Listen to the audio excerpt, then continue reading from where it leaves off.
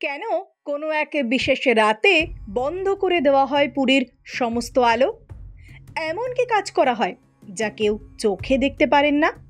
কোন রহস্য লুকিয়ে রয়েছে এই বিশেষ দিনে? ব্রহ্ম পদার্থ নাম শুনেছেন কখনো? জানেন এই ব্রহ্ম পদার্থ আসলে কি? কোথায় থাকে সেটি? কেন সেই জিনিসটি বছরের পর বছর ধরে পুরীর জগন্নাথ মন্দিরের একটি অমীমাংসিত রহস্য হয়ে রয়ে গিয়েছে? আসুন শুরু করা যাক।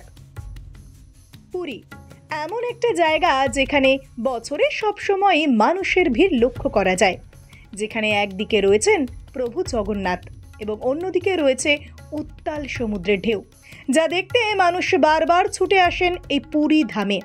বিশেষ করে উৎসবের সময় এখানে প্রচুর মানুষের ভিড় দেখা যায়। তবে এই পুরীকে জড়িয়ে থাকা এমন অনেক রহস্য যার সমাধান আজও করা সম্ভব হয়নি।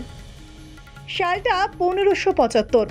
সেই সময় প্রথম অনুষ্ঠিত হয়েছিল এই নবকলেবর, অর্থাৎ এই অনুষ্ঠানে প্রভু জগন্নাথ দেব, বলরাম এবং সুভদ্রার পুরনো মূর্তি বদল করে নতুন মূর্তি আনা হয়। তবে এই অনুষ্ঠানে রয়েছে বেশ কয়েকটি বিশেষত্ব।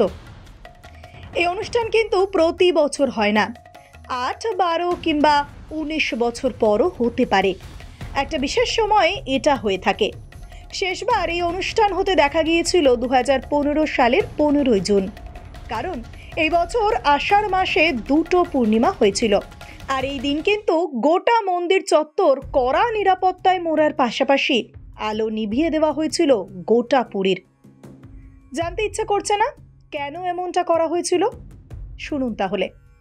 বলা হয় জগন্নাথ দেবের মূর্তির মধ্যে একটি ব্রহ্ম পদার্থ রয়েছে, যা এই নবকলেবর অনুষ্ঠানে পুরনো মূর্তি থেকে নতুন মূর্তিতে ট্রান্সফার করা হয়। আর সেই ব্রহ্ম পদার্থ কেউ কখনো চোখেই দেখেননি, এমনকি হাত দিয়ে স্পর্শও করেননি। জগন্নাথ দেবের মূর্তি পরিবর্তনের সময় একজন পুরোহিতকে মন্দিরে প্রবেশের অনুমতি দেওয়া হয়।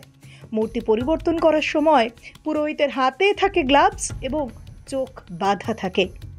শাস্ত্র বলছে এই ব্রহ্ম পদার্থ হলো শ্রীকৃষ্ণের শরীরের জীবিত হৃৎপিণ্ড, যা আগুনে পুড়ে যায়নি, আর সেটাই রাখা রয়েছে জগন্নাথ দেবের মূর্তিতে।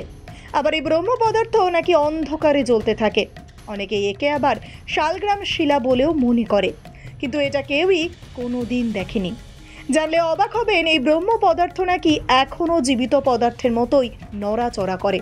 তাই মনে করা হয় এটা ভগবান শ্রীকৃষ্ণের হৃৎপিণ্ড, যা এখনো চলছে। সে প্রথম নবকলেবর থেকে এই ব্রহ্ম পদার্থ এখনো অবধি কেউ দেখেওনি বা ছুঁয়েও দেখেনি। বলা হয় এই পদার্থ যেই দেখবে সে নাকি আর বেঁচে থাকবে না।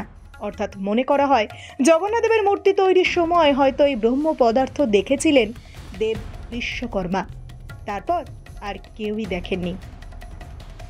ব্যুরো রিপোর্ট, প্রথম বাংলা।